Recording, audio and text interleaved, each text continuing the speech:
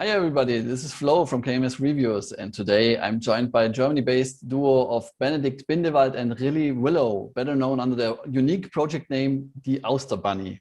Hi guys, thank you so much for meeting me. Hi, thanks for having us.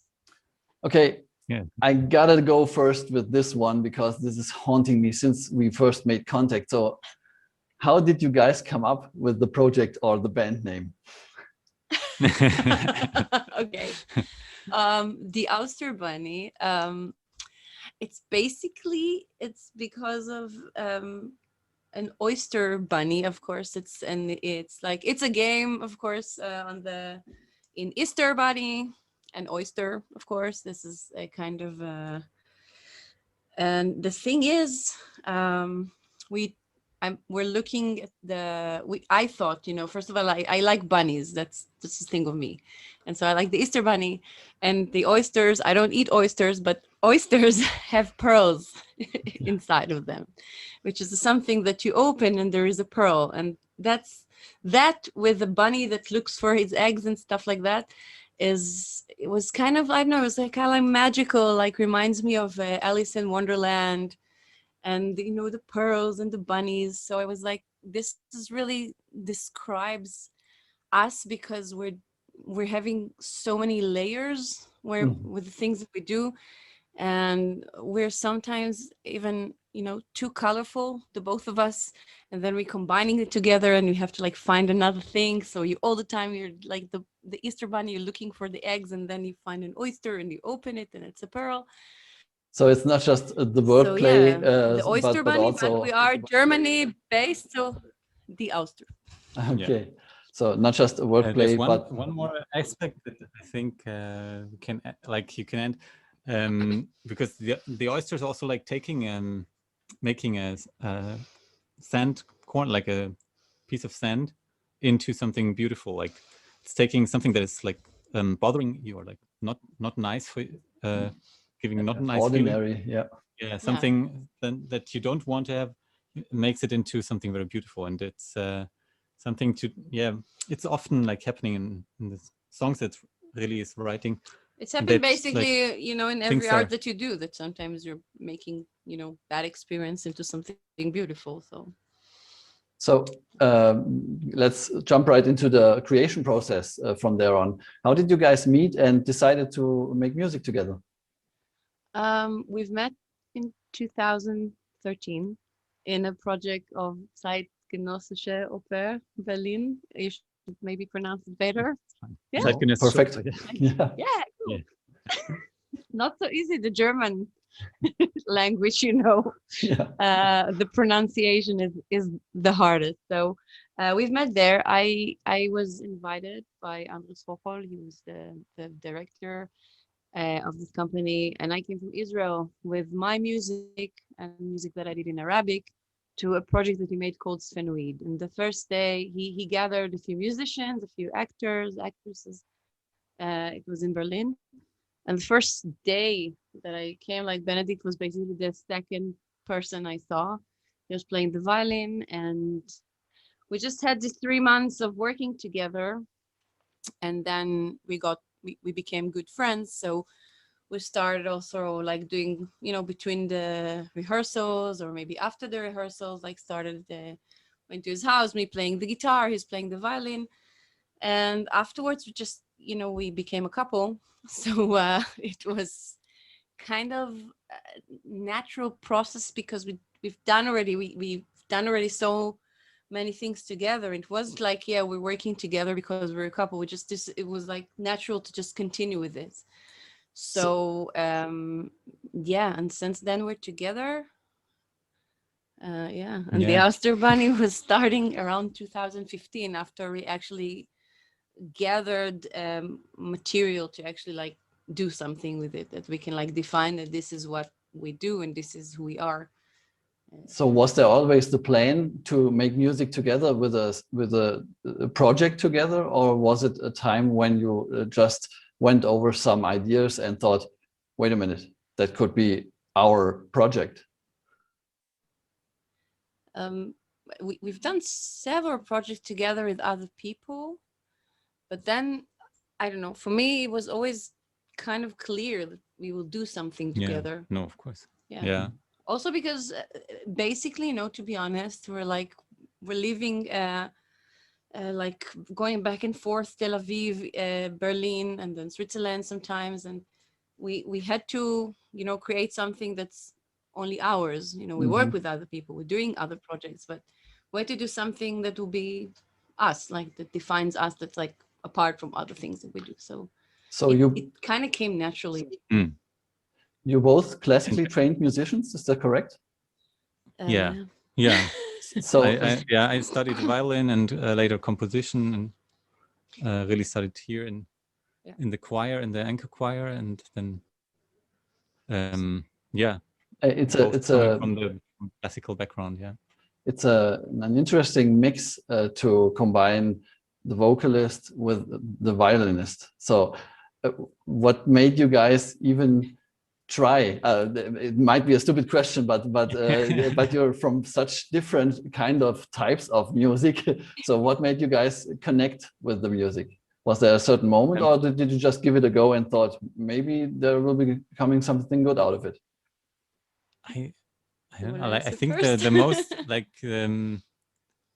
the moment when it like, I don't know, when it started. I started to arrange like songs that Rilli had written. I arranged them for strings, also because it was something that came natural to me. Like, well, I studied this whole stuff like in my composition studies. So it came natural to do it just for strings, and like we did a few concerts with with this setting, and then we came like it kind of. Then the name came up, and we said like, yeah, that's the project. That's basically that's the idea. It's singing with strings. Something that, of course, it's like very, very uncommon, like to have this kind of basic setting. It's also what makes it kind of difficult at the moment to define the genre that we are. Yeah, it's really like when I'm trying to define the genre that we are in, we call it string pop, but string pop is not something that is ever like used as a genre. Yeah. We invented a genre. No. And or if it's used, usually it's used for things like, I don't know, like string quartets playing pop music. Or something like that. Like neoclassical pop. Something. Cellos, These things, but it's not like to have a band that is based on a string sound. That's quite uncommon, and well, it also makes us special, I guess. I guess with your productions. No, but you're special. Other people should call you special. Come on. I guess with your productions, you just add all those things that naturally aren't supposed to be merged into each other. For example, a kind of a poppy or even techy rhythm set along the violin and the vocals.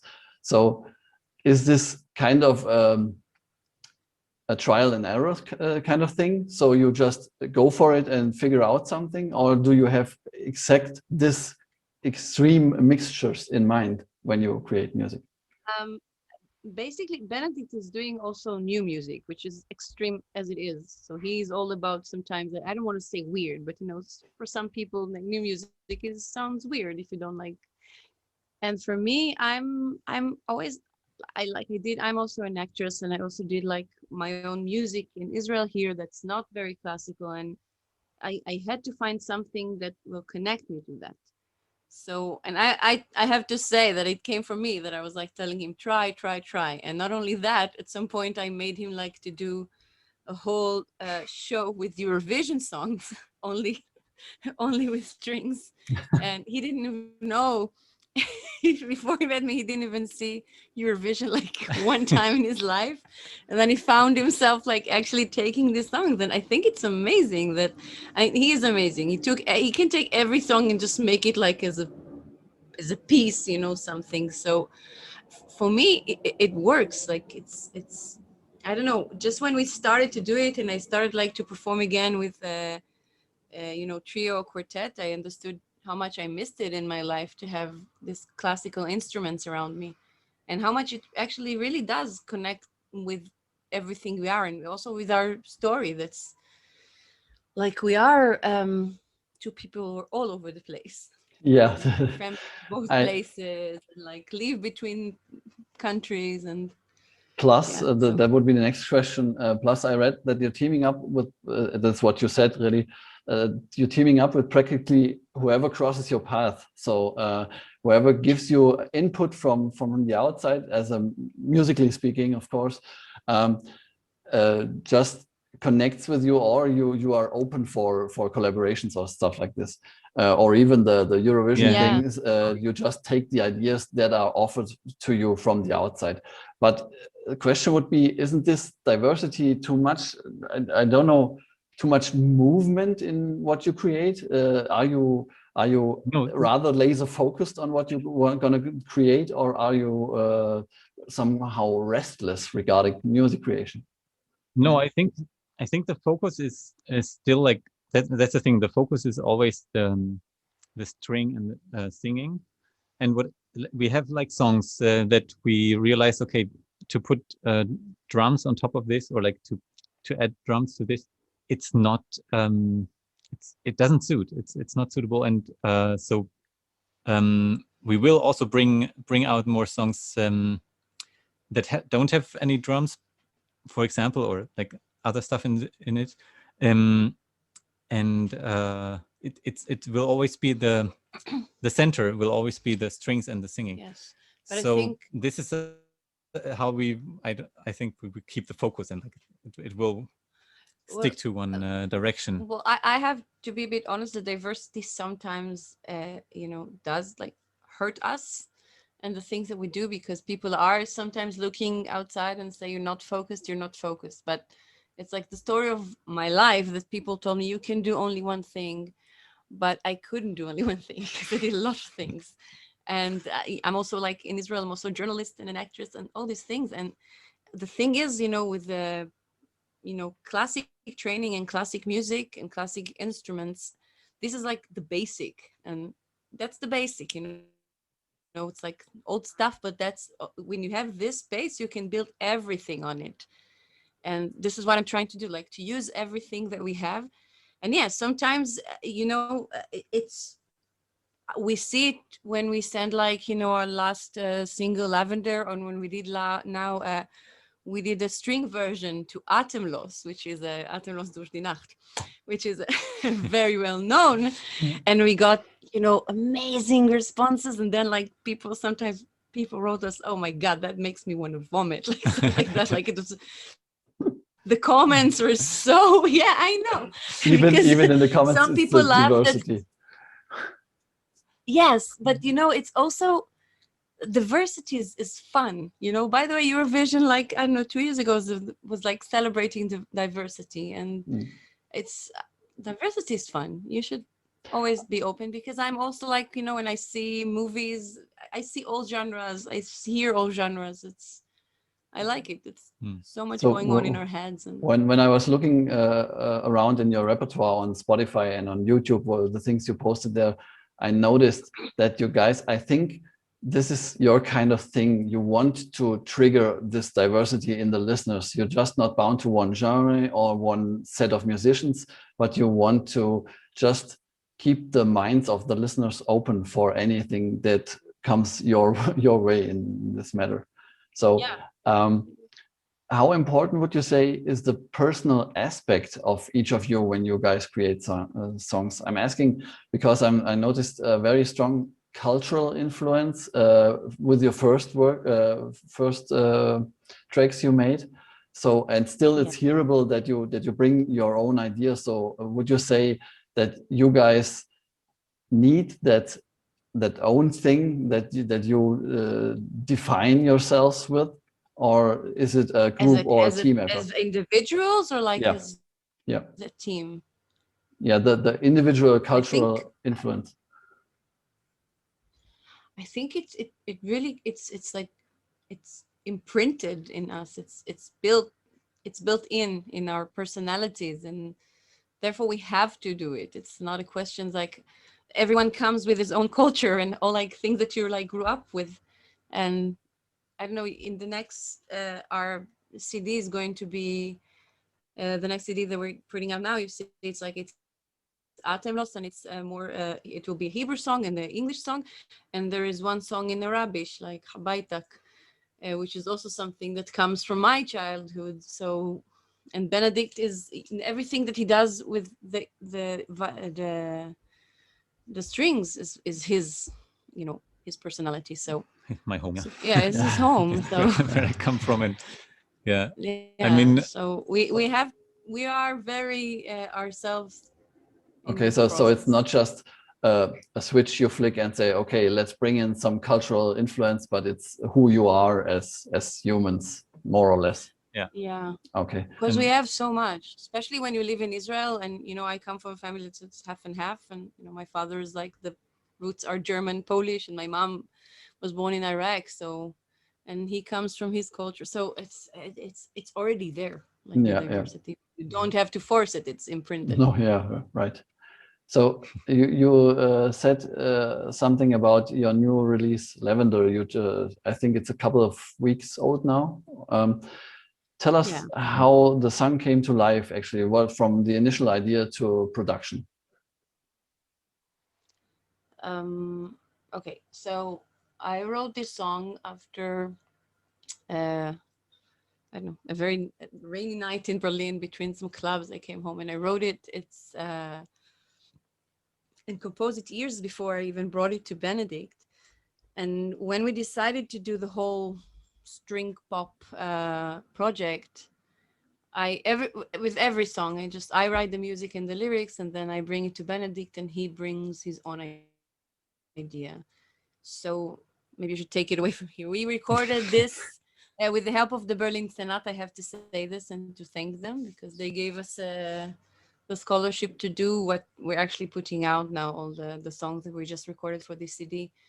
So we had also, you know, great people working with us, and like had a great studio. So, and like the peace and quiet to have this process and to make this music. And I feel that my part was, I mean, it was me writing a song and singing, but I think my part is so little comparing to actually writing parts to all the string and like actually making this whole thing. So I think, I don't know, you should talk about your process now, because mine was not so. Oh, no, it's good question. No, I think the writing is a very the very biggest part, but okay. No, the taking it to the strings,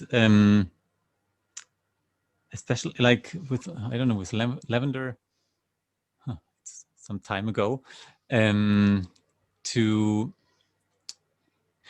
I don't know, it has this it has this special energy of like being very static in some points and then like flowing.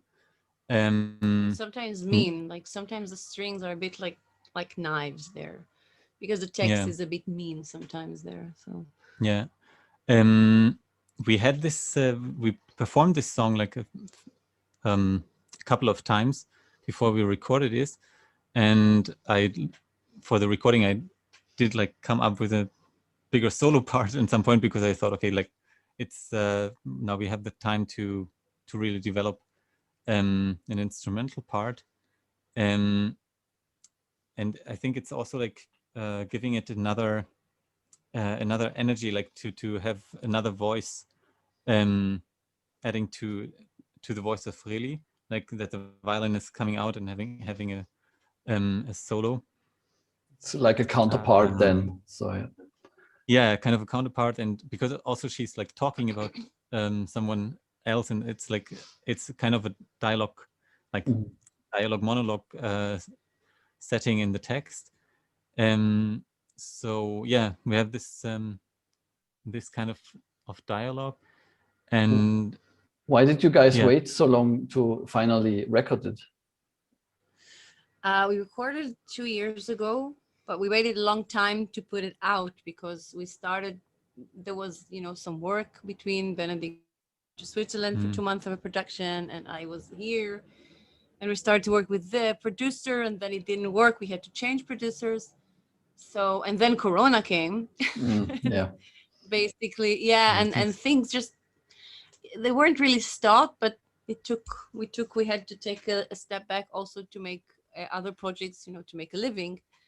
And then we said, okay, we're just gonna let it be. And we're working now with Tavor Nakash, who's our musical producer, is doing a wonderful job with our songs. And yeah, basically this whole Corona time, it took us like first to the place of like, ah, shit, now it's not possible to work with Axel Tenner in Berlin, like who we wanted to work with. We started because to he's work like, with, yeah, well, we started, made one song for us, yeah. Then yeah, and we thought like, okay, yeah, we have to do it like with him when we're there in Berlin. And we realized, okay, maybe not. But then when we wanted to start working from afar, they went through the roof with their project. Like he has like, he's part of this Duomo thing that went viral. So he didn't have any time to finish it with us. And then we thought, okay, like, okay, we can work with other people. Tavor is not here in Israel. He's in Italy, he's, but in he's Italy, an Israeli, but he's in Italy. And because we knew that we can like work with him very well together. So we said, okay, like actually we can also work from afar with him.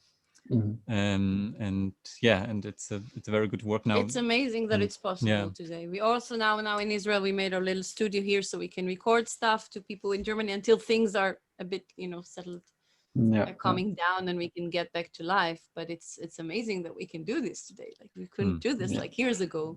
And it can be done quite easily compared to what you had earlier in the day without the high-speed internet connection and whatnot.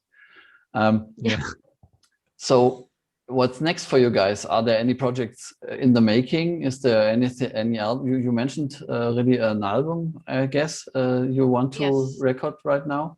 So when will this happen? We've recorded a whole album. Now we're working on, you know, getting it out. Tavor is producing it again, like musically, and we're in the stage of mixing, almost finishing most of the mixing. And there'll be the mastering and then some decisions to make. First, we really want to we're pushing Atemlos in one way and Lavender in one way, not because we need to push all the genres, because we want to prepare the surface to have more songs out, more singles, more like the whole album. Here in Israel, I also have a show of my own that's called Between the Lines, which is translations to Hebrew that I do to songs from the 70s. It's a completely different thing than what we're doing here, me and a guitarist. And so we want to record this too. And we're working on Israeli songs with there's a very famous Israeli writer here that just sent me now text, so I composed them. So the Corona time was actually a very creative times. It just didn't still translate it to, hasn't been translated yet to, you know, actually making a living. And I have to say, it's hard to push something like Lavender and to push us, because a lot of things that are happening and that are successful, I don't like to say successful, because success you can see in so many ways. But we need to find our audience. And this is, I think, one of the most challenging things for Die Auster Bunny, because we're very individuals, and give us, we'll sit in the studio and we'll do the art and we'll record and everything is okay, but then we have to put it out. And that's for me, this is where the work starts, to actually find and sometimes explaining, this is the hardest part for me, and this is what we're doing next, and this is what we're fighting for every day. I think that the listeners of today, they are used to a certain genre, to a certain loudness, to a certain everything. So you get fed with anything that's mainstream all day long. And they get used to it. Even I get used to hearing the same thing over and over again. But it's quite hard, as you just said, to offer something different and say, hey, why not listening to this or that? Because it's either connected to a shitload of money, which most of the musicians don't have. No.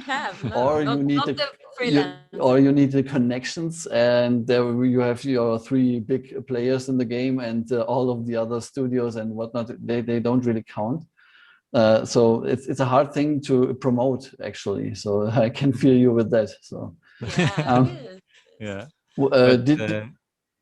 yeah. I think if we're just putting out our stuff and people start connecting to it. I mean, I'm sending this song like to a lot of people, like on I don't know, Reddit or like Facebook groups or some things, and I get a lot of good feedback. Like a lot of people are connecting to it, people that don't know us at all, and I think it's a question of time. Like when you bring something that is not mainstream, it needs the time to really like get in, and or the faith of something, you know, because the radio, at least in Israel, we didn't still even try to go to radio in Israel because we didn't even, we're not there yet. But I think when we're individually meeting people, performing in front of people, or sending to people, they really like it, they connect to it. But I think it's because they have the time to sit in their house or to sit in a show that they see us and they understand it better, they connect it better. But to send it, you know, what you said, like to someone powerful with connection, he sits and he say, I don't know if I can sell this, I don't know if I can push this, and they see the bigger picture. Maybe, I don't know, actually sees the bigger picture, because the music will stay, you know, only the people will change. Yeah, so correct. Yeah, you know, this will forever be, we're still here, it's okay. So it's also interesting. I mean, we are very not agreeing sometimes in like how to work this, to put another song now, or to send this to this one, or to send that's actually the There most is no master recipe for this, so you can try to go one way or the other. Every of these ways has its advantages, but in the end, it's I guess it's a mix of anything you do. As hard as it is to spend the nights posting into Reddit groups or anything like this. So, but you reach. Not only he does. But you actually reach the ones who are interested, and not just a mass who just clicks on play and changes the channel after 30 seconds. So a last question of the night would be. I understand them people who sometimes, I understand sometimes people say, yeah, I don't know if they have time.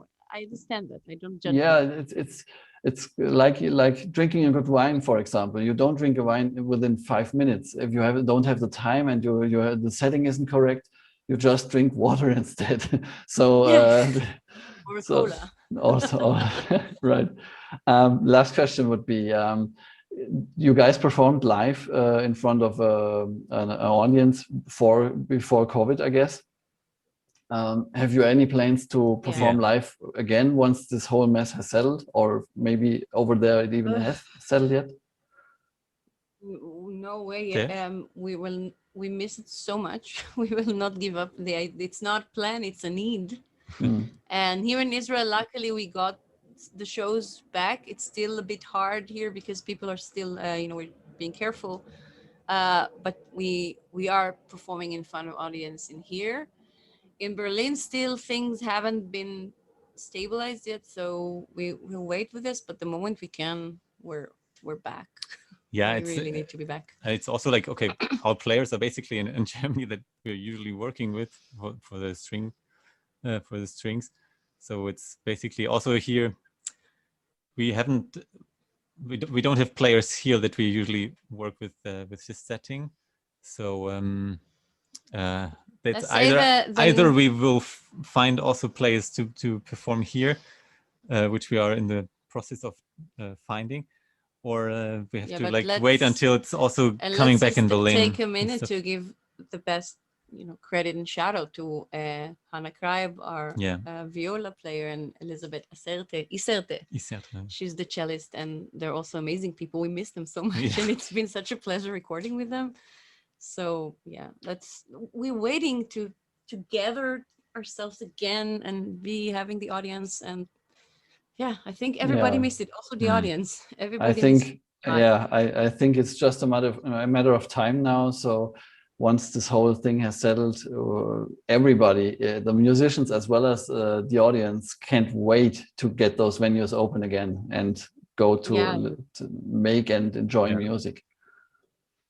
All right. So guys, thank you very much for meeting me tonight. It was a pleasure to learn something about your music and your creation process. Picture? Okay. Yes, you can. First time for me. Ha! This one here. Maybe you do. Maybe. Yeah. Yeah. So you do. Like this. He's the technique person. No, I'm out of the picture. It's really difficult. Okay. Yeah. Cool. Thank you. Thank you for having us. It's really nice. Really Thanks for being with us. Guys, if you want to know more about the Auster Bunny and those magnificent tracks they create, please check out the links in the description of the video or the description of the blog, the podcast. That's it for the night. All I have to say is be safe. See and hear you next time. Bye. Cool. Bye-bye. Bye. Thank you so much. Bye. Bye.